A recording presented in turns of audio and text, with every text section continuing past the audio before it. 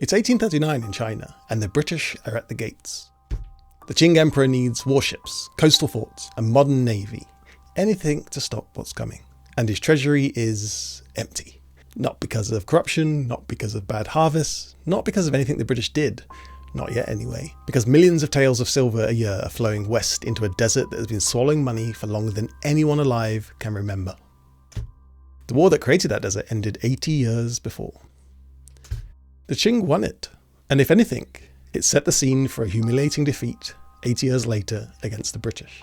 Let's see how victory defeated the Qing Empire. To understand the trap the Qing had created for themselves, you first need to understand what they were actually afraid of. For over a century, the Dzungars had been the single most dangerous force in Central Asia, a Mongol confederacy based in what we now call Xinjiang, the vast dry region stretching from the Gobi Desert to the Himalayas. They had beaten Russian armies, invaded Tibet twice, and spent decades raiding and threatening the Qing frontier. And so for the Qing emperors, especially the Qianlong emperor, who came to power in 1735, the Dzungars weren't a nuisance or a border dispute, they were an existential problem. The emperor didn't want to just contain them, he wanted to eliminate them. In 1755, Qing armies invaded Dzungaria in force, catching the Dzungars mid-civil war. The military campaign itself was over without any real fight. But what followed the victory was something else completely. Historian Wei Yuan put the Dzungar population at around 600,000 before the collapse. By the time the campaigns ended, in 1758, roughly 40% had died of smallpox, with the disease moving faster than armies in many cases. Another 20% had fled into Russian or Kazakh territory, and 30%, around 180,000 people, were systematically killed by Qing forces. In just 3 years, one of the most formidable military cultures in Asia had been almost entirely destroyed. What remained, in the words of historian Peter Perdue, was a blank social space, stretching for several thousand li, an emptied landscape with almost no one left in it. The Qing had won so completely they'd created a void. And a void on your own border isn't a victory, it's a liability, because someone has to fill it. That someone turned out to be the Qing treasury. The Qing didn't realise this at the time, but there's a problem with destroying an entire population and then claiming their land. The land doesn't run itself. Dzungaria was now Qing territory, on paper at least. That was the goal. But territory means nothing if you can't hold it, administer it, or stop someone else from walking in. The Russians were right there. The Kazakhs were right there. And the land itself, steppe, desert, mountain passes, was some of the most difficult terrain on earth to supply. So the Qing did what empires do when they've taken something they can't give back. They committed. The government began moving 3 groups of people into the emptied land. Han Chinese peasants from the interior, Manchu bannermen, the hereditary military class, posted to garrison towns across the region, and Turanchi Turkic Muslims from the southern oasis of the Tarim Basin, relocated north to farm. None of these people chose to be there, they were moved, incentivized, or conscripted into filling a gap the empire had just created. The Qing also had to build the physical infrastructure to make any of this work. An imperial high road from Gansu province all the way into Turkestan, a chain of fortified grain depots stretching from the Chinese border deep into the new territory, and walled fortresses at Kobdo, Ulangumu, and Bakul for weapons and storage. To give you a sense of the scale here, as early as 1716, before the full conquest, the military was using 3,000 carts to move 20,000 shu of grain across 12 relay stages just from Jiayuguan to Hami. That's one supply run to one outpost before the territory had even doubled in size. The Qing hadn't just won a war, they'd signed up for a permanent infrastructure project in one of the most remote and expensive to supply places on Earth, with no realistic way out. And the bill was going to grow every single year.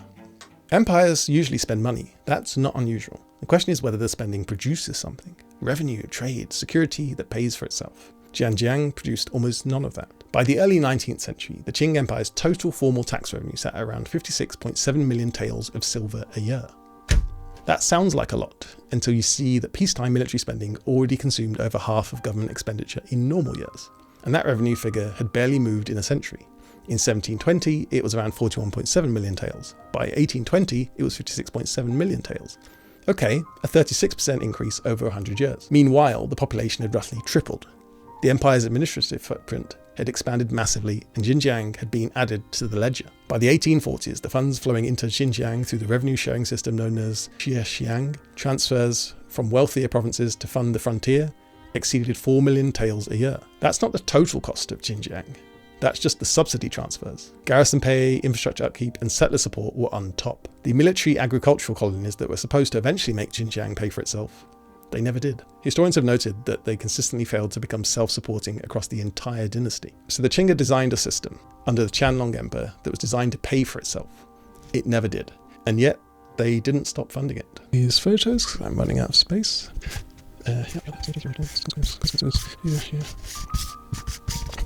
By the 1830s, during what historians call the Daoguang Depression, a period of silver outflow, falling prices, and a severe cash squeeze, the Qing state was struggling to pay for even the most basic costs of its regular standing army, and it was still sending millions of taels a year west. The empire wasn't being bled by foreign powers yet. It was bleeding itself dry. And here's the crazy part. They knew it. During the final conquest of the Tarim Basin in 1757 to 1759, senior officials including Liu Tongxuan and Chun Hongmo actively warned against the expansion. Just 1 year later in 1760, candidates sitting the metropolitan examinations, the most elite level of the Chinese civil service pipeline, condemned the campaigns as wasteful in their official exam answers. Think about that. These are people whose careers depended on saying the right thing to powerful officials, and they were still writing, "This is a mistake." The warnings didn't stop anything because the Qianlong Emperor's reputation was now tied to this conquest. Pulling back wasn't just costly, it was politically unthinkable. And this is another example of a blocked feedback loop. The people with the clearest view of the cost had the least power to act on them, and the person with the most power had the most to lose by admitting the problem. The agricultural colonies were another example. Everyone could see they weren't becoming self-sufficient. The answer was always more subsidy, more settlers, more infrastructure, never a rethink of whether the project made sense. So why couldn't the system correct itself? Because correction would have meant that admitting this conquest was a strategic error, and no emperor who had built his legacy on it was going to do that. And this is what makes it a trap rather than just a mistake. A mistake can be fixed in most cases. This kind of trap is a situation where every person doing exactly what makes sense for them keeps the whole thing locked in place. The emperor protects his legacy, the officials protect their careers, the garrison soldiers stay because they have nowhere else to go. The treasury keeps bleeding. The clearest version of this argument came almost a century later, and it arrived at exactly the wrong moment. Over a century later, in the 1870s, the Qing faced a new crisis. A rebellion had swept through Xinjiang, and a military commander named Zuo Zongtang was pushing for a full reconquest, a massive, expensive campaign to retake the entire Western territory. And a man named Li Hongzhong said, absolutely not. So who was Li Hongzhong? He was the most powerful regional official in China at the time, the Governor General of Zhili, the province surrounding Beijing. He was also the driving force behind China's early modernization push, including the construction of a modern naval force. His argument against the Xinjiang campaign was blunt. The money should go to the Northern Seas Navy for coastal defense instead. He was saying plainly, we cannot afford both, and the coast is the real threat. Zuo Zongtang won the argument. The campaign went ahead. Historians put the cost at roughly 1/6 of total annual imperial spending. 1/6 for a single campaign in a territory that had been draining the treasury for over a century already. Li Hongzhang eventually got his navy, but it was underfunded, delayed, and built in the shadow of a western frontier that kept demanding priority. And in 1894, that navy was destroyed by Japan in a single afternoon at the Battle of the Jialu River. Li Hongzhang's argument with Zuo Zongtang is usually taught as a disagreement between two officials, but it's actually the clearest proof of the original trap. The debate they were having in 1875 was the direct result of a decision made in 1755. The western frontier had been consuming the defence budget for so long that by the time the coast became the obvious priority, there was almost nothing left to pivot to. But here's the thing about all of this, and this is where the story flips a bit. Here's what struck me when I first read this. Everything we just walked through, the genocide, and it was a genocide, the empty step, the supply chains, the subsidies, the millions of taels a year, the officials who warned against it, all of that happened and the Qing kept going. Let's think about it from the Qianlong Emperor's position in 1755. The Zungars had been an existential threat for a century. Every previous emperor had failed to neutralize them. He had the chance to end it permanently, and he took it. From inside that decision, it was rational. Eliminate the threat. Take the land. Establish permanent dominance over Central Asia. Never fight the Zungars again. What you can't see from inside that moment is that you've just traded a military threat for a financial one. And the financial one doesn't come with a battle you can win. There's no army you can send against a budget shortfall. There's no campaign that makes a desert profitable. There's no enemy to defeat when the problem is that you've committed to holding 1.8 million square kilometers of territory that costs more to run than it will ever bring in. The students who warned against it in 1760 understood this. Li Hongzhang understood it in 1875. but the system had no way to act on that understanding. Because the emperor's standing, the bannermen's livelihoods, and the empire's sense of itself were all now tied to Xianxiang staying Qing. And here's the part that should stop us cold. Xinjiang is still there. It's still heavily garrisoned. It still requires enormous state funding. It still generates political costs that far outweigh its economic returns. The argument Li Hongzhang lost in 1875, frontier security versus coastal and maritime capacity, is a version of a debate that never actually ended. The Qing didn't lose Xinjiang, they kept it. After a period of chaos once the Qing collapsed, the Chinese Communist Party has kept it going. So the Qing kept it, and every government that followed it kept it too. Because once you've emptied that territory, filled it with your own people, built roads into it, and tied your national identity into it, you can't leave. The cost of staying is enormous, but the cost of leaving is unthinkable.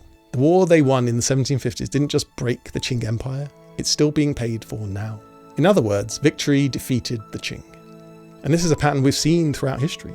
For example, when the USA threw itself into the Iraq War in 2003 and bit off a lot more than it could chew. And you want to know more? Watch this little video I made on the real reasons behind the Iraq War. Spoilers, it was about oil, just not in the way you'd think. Oh, and if you've made it this far, maybe like, subscribe, I don't know, maybe even hype? Up to you. Bye. So the Qing